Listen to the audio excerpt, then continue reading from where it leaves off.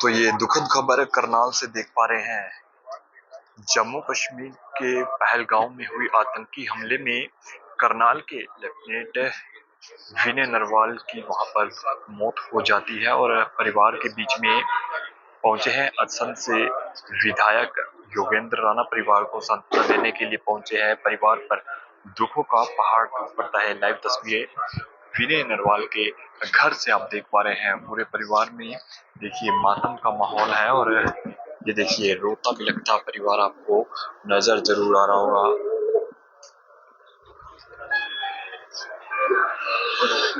जम्मू कश्मीर में हुए आतंकी हमले ने पूरे देश को स्तब्ध कर दिया और देखिए हर किसी की आंखों में आपको आंसू नजर आ रहे होंगे। जी हाँ, हर किसी की आंखों में आंसू नजर आ रहे होंगे। करीब 8 दिन पहले शादी हुई थी विनय नरवाल की मांझी नरवाल के साथ और हनीमून के लिए दोनों वहां पर गए थे और इस तरह से वहां पर आतंकी हमला होता है, जिसकी ये लाइव तस्वीरें आप विनय नरवाल के घर से देख पा रहे हैं। जी हाँ, लेफ्टिनेंट करीब 26 वर्षीय विनय नरवाल की अभी हाल ही में करीब 8 दिन पहले शादी हुई थी और खुशियां परिवार में थी, लेकिन देखिए किस तरह से ये पूरी खुशियां मातम में पसर जाती है। हर किसी की आंखों में आंसू है। फिलहाल विनय नरवाल के घर से ये तस्वीरें हम आपको लाइव दिखा रहे हैं, जहां पूरा परिवार देखिए किस प्रकार से टूटकर इस घटना के बाद बिखर जाता है। असम से विधायक हैं योगेंद्र राणा परिवार को सांत्वना देने के लिए पहुंचे हैं, जिसकी लाइव तस्वीरें हम आपको करनाल से दिखा रहे हैं। ये देखिए जम्मू कश्मीर के पहलगांव में हुए इस आतंकी हमले ने पूरे देश को किस तरह से स्तब्ध कर दिया और ये फिलहाल तस्वीरें मैं आपको करनाल से दिखा रहा हूँ। करनाल का विनय नरवाल जो अपनी पत्नी मानसी नरवाल के साथ हनीमून के लिए गया था और वहां पर आतंकी हमले में, जी हाँ, किस तरह से आतंकी हमले में वहां पर वो शहीद हो जाते हैं, जिसकी ये तस्वीरें हम आपको लाइव दिखा रहे हैं।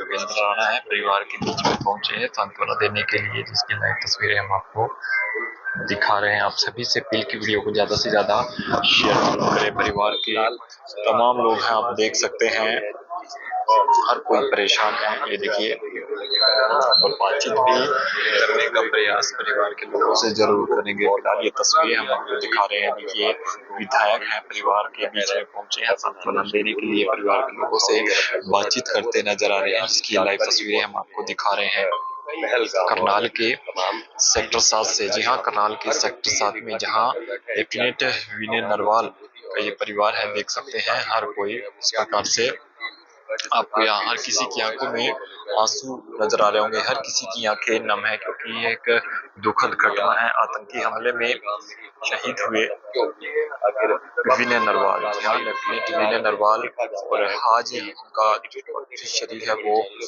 पहुंचेगा करनाल के घर। ये देखिए पाकिस्तान का इसमें सबसे पहले अगर मैं बात करूं तो तमाम परिवार के लोग आपको यहाँ पर नजर आ रहे होंगे।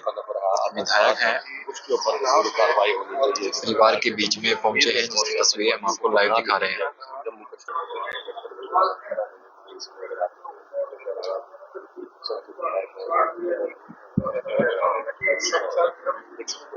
देखिए जैसे ही आसपास के लोगों को पता चल रहा है तो तमाम लोग विनय नरवाल के घर पहुंचते नजर आ रहे हैं। देखिए हर किसी की आंखें नम है इस घटना से। देखिए किस तरह से परिवार पर दुख का पहाड़ टूट पड़ता है। पूरे परिवार में मातम का माहौल है और किस तरह से देखिए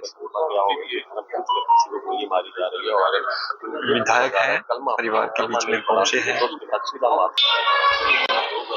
विनय नरवाल के घर के बाहर से ये तस्वीरें देख सकते हैं। तमाम शहर के लोग उनके घर पर पहुंचते नजर आ रहे हैं, जिसकी लाइव तस्वीरें हम आपको दिखा पा रहे हैं। जम्मू कश्मीर में हुए इस आतंकी हमले में विनय नरवाल, जो कि अपनी पत्नी हिमांशी नरवाल के साथ गए थे, वहां पर शहीद हो जाते हैं। देखिए करनाल से विधायक हैं जगमोहन आनंद, वो भी विनय नरवाल के घर पर पहुंच चुके हैं। परिवार के बीच में सांत्वना देने के लिए बड़ा दुख है। विनय नरवाल की हत्या कर दी आतंकियों ने। निश्चित ही जब से देर रात्रि से आप सब मीडिया के साथियों ने ये चीज दिखाई है मेरे अपने परिवारजनों से, करनाल के मेरे अपने परिवारजन है, इस घटना की जितनी निंदा की जाए वो कम है। चुन चुन करके, धर्म को पूछ करके, नंगा करके जिस प्रकार से आतंकवादियों ने इस घटना को अंजाम दिया है, पूरा देश उससे आक्रोशित है। और ऐसे आतंकवादियों को चुन चुन करके उनसे इसका बदला लिया जाएगा। देश के प्रधानमंत्री अपनी सऊदी अरेबिया की यात्रा बीच में ही छोड़ करके देश को लौटे हैं और मुझे भी मालूम हुआ कि वो भी श्रीनगर जा रहे हैं। अमित शाह जी को उन्होंने कल ही निर्देश किया और वो तुरंत उस स्थान पर पहुंचे हैं। कुछ बड़ा जरूर हो। क्या लग रहा है, पाकिस्तान के जो आर्मी चीफ है उन्होंने कुछ ही दिन पहले ये बयान भी जारी किया था कि हमें हिंदू नहीं बनना, अपना मुस्लिम धर्म दिखाओ पूरी दुनिया को, और कश्मीर हमारा है, हम लेकर रहेंगे। आपको लगता है कि इस बयान का कहीं ना कहीं असर है? निश्चय ही देश को तोड़ने के लिए लगातार पाकिस्तान सीमा पार से इस प्रकार की हरकतें करता आ रहा है। युद्ध लड़ना है, युद्ध करना है तो आमने सामने लड़ना चाहिए। पर्यटकों का क्या कसूर, ऐसे साथियों का क्या कसूर जिनकी अभी 3 दिन पहले शादी हुई है। आप कल्पना करके सोचिए कि उस औरत के ऊपर क्या बीत रही होगी जिसका सुहाग उसके सामने गोलियों से छलनी कर दिया गया हो, किसी का पिता छलनी कर दिया गया, किसी की माँ छलनी कर दी गई हो, किसी का बच्चा छलनी कर दिया गया, हाथों में चूड़ा डाल करके उसकी पहचान कर करके उन्होंने इस घटना को अंजाम दिया है। जिस प्रकार से मैं सारी रात से खबरें देख रहा हूँ, पूरा देश आक्रोशित है। इसी सजा जरूर मिलनी चाहिए। इंडियन नेवी में ऑफिसर थे, 2.5-3 साल पहले भर्ती हुए थे, कोची में ड्यूटी थी। अब जब पता लगा कि भी आप सब लोग मीडिया के साथियों ने खबरें दिखाई कि करनाल के साथ ये घटना हो गई, वैसे तो पूरा समाज हमारा है, लेकिन अपने शहर से, अपने करनाल से, अपने परिवारजनों में से जैसे व्यक्ति जाता है तो ऐसे लगा जैसे अपने भाई की आज हत्या हुई हो, अपने परिवार से अपना व्यक्ति गया हो। दुख होता है कि भाई अभी आज कश्मीर बंद का ऐलान किया गया, कश्मीर बंद का आज ऐलान किया है। कश्मीरी लोग भी इस बात का विरोध कर रहे हैं कि जिस तरह से टूरिस्ट को गोली मारी गई है, ये तो कहीं ना कहीं साजिश की तरफ, बड़ी साजिश की तरफ इशारा कर रहा है। देखिए, कश्मीर के लोग अब एक सूत्र में बनते जा रहे थे। आतंकवादियों को ये चीज रास नहीं आ रही थी। पब्लिक आवाम जो सा है वो देश के साथ मुख्य धारा में शामिल हो चुका था और कश्मीर की सबसे बड़ी जो सोर्स ऑफ इनकम है वो पर्यटक ही है।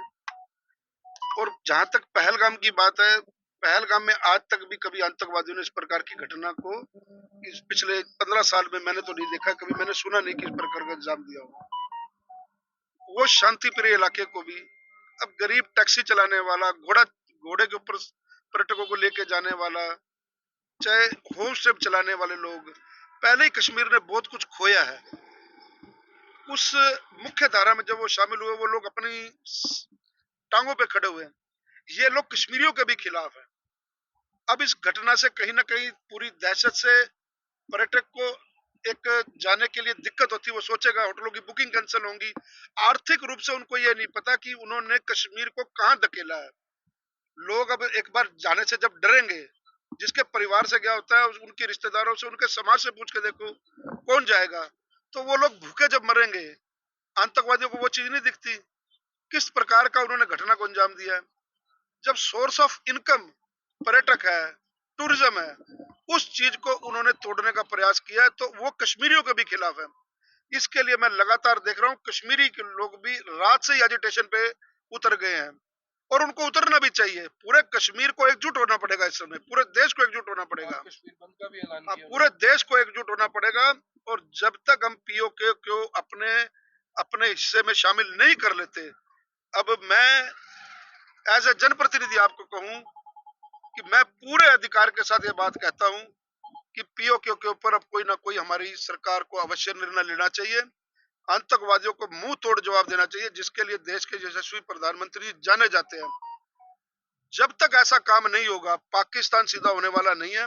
अब पाकिस्तान को सबक सिखाने का उपयुक्त समय अब आ चुका है, जब देश के हमारे निहत्थे लोगों के ऊपर चुन चुन के ऊपर धर्म के आधार पर अगर उनको गोली मारी जाती है, तो फिर किसी पाकिस्तानी को जिंदा रहने का अधिकार नहीं। नरवाल के घर पहुंचे हैं सांत्वना देने।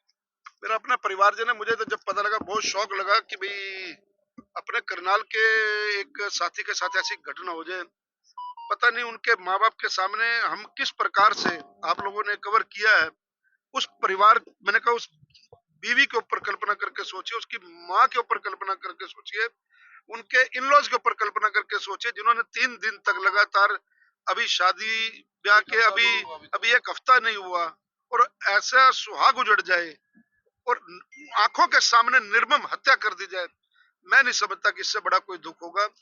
मेरी सांत्वना परिवार के साथ है, नरवाल परिवार के साथ है, मेरे अपने परिवारजनों से ऐसा मुझे लग रहा है कि आज मेरे से मेरी एक बाजू टूटी। कहीं ना कहीं आतंकियों ने इतना कायराना काम किया कि वर्दी भी इन्होंने आर्मी की डाली हुई थी, लोग समझ ही नहीं पाए कि गोली मार कौन रहा है। मैं रात से 2:30 बजे सोया हूँ, मैंने क्लिपिंग देखी है कि छोटे छोटे बच्चे, जब इंडियन आर्मी उनको बचाने के लिए पहुंची है, वो बच्चे इतनी दहशत में थे कि वो उनके ऊपर भी विश्वास नहीं कर रहे थे कि कभी ये वर्दी के बीच में आतंकवादी तो नहीं है। उनके माँ बाप और वहां जो स्थानीय लोग थे वो समझा रहे थे कि ये इंडियन आर्मी आ गई है, लेकिन बच्चों का बिलखना और रोना, मतलब ये ऐसी तस्वीरें थी जो विचलित करने वाली थी।